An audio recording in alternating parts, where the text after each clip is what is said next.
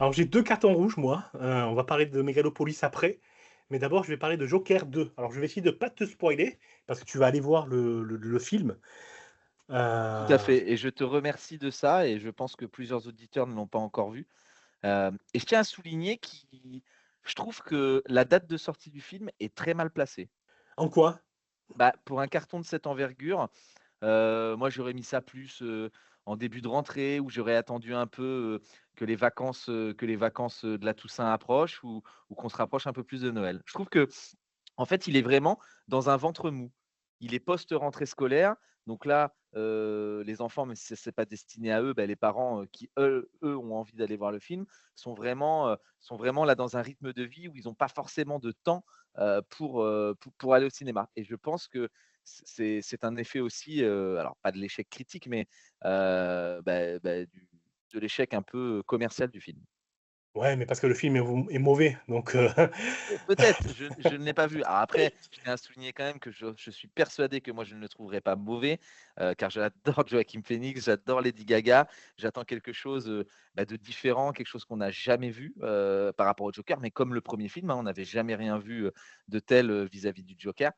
Donc moi j'attends d'être surpris justement. Donc je ne sais pas ce que toi t'attendais, mais, voilà, je t'écoute, excuse-moi.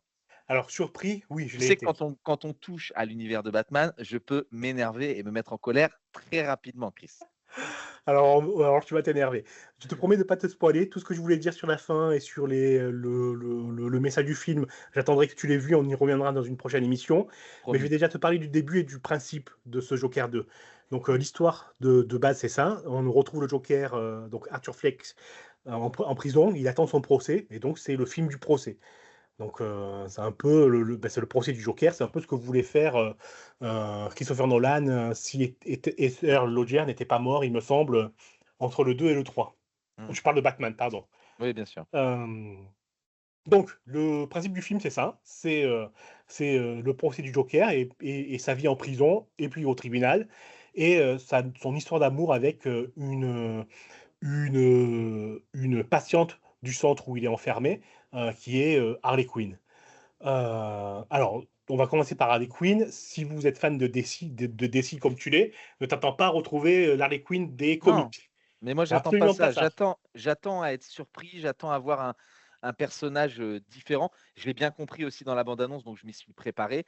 Effectivement, je m'attends pas, à la genèse, justement, d'Harleen Quinzel, hein, qui en tout cas dans les même pas dans les comics parce qu'en fait, la genèse elle vient de la première sé enfin de la série The Animated Series, de Batman, hein. Le personnage est apparu pour la première fois là-dedans, où c'était une psychiatre qui tombait, folle amoureuse, du Joker. Et je m'attends pas à ça parce que je l'ai bien compris dans la bande annonce, ça n'allait pas être ça du tout. Non, pas du tout. Là, c'est plutôt une sociopathe hautement fonctionnelle, Mmh. comme dit l'autre. Donc, c'est pas du tout cette optique-là. Ensuite, moi, le 1er truc que je retiens en sortant du film, c'est que je me suis emmerdé comme pas possible, mais surtout, le vrai enseignement du film, c'est que ce Joker 2 détruit complètement le 1er opus. Mais alors Ah, totalement, hein, ça c'est totalement. plus dérangeant. Ça, c'est plus dérangeant par contre.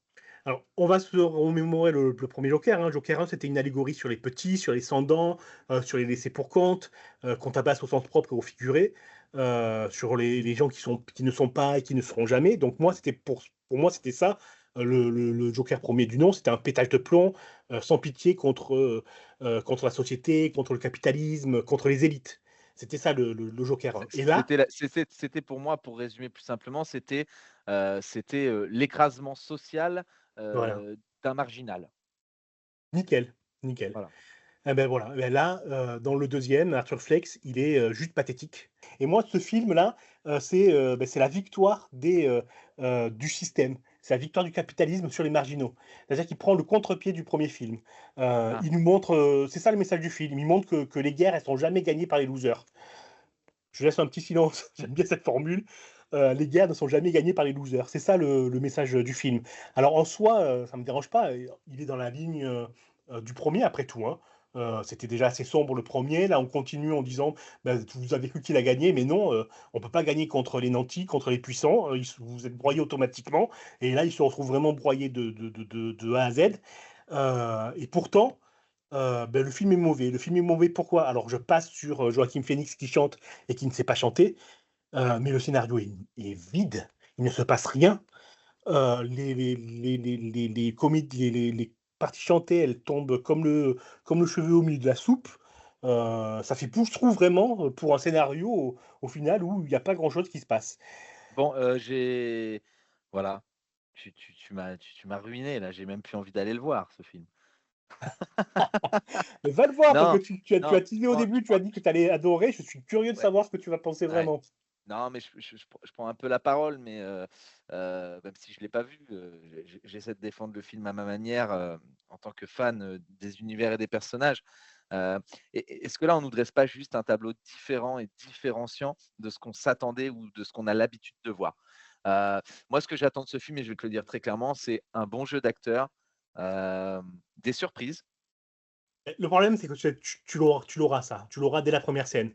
Le jeu d'acteur est bon, les surprises, tu en auras, tu auras ça. Le problème, c'est que l'emballage est dégueulasse.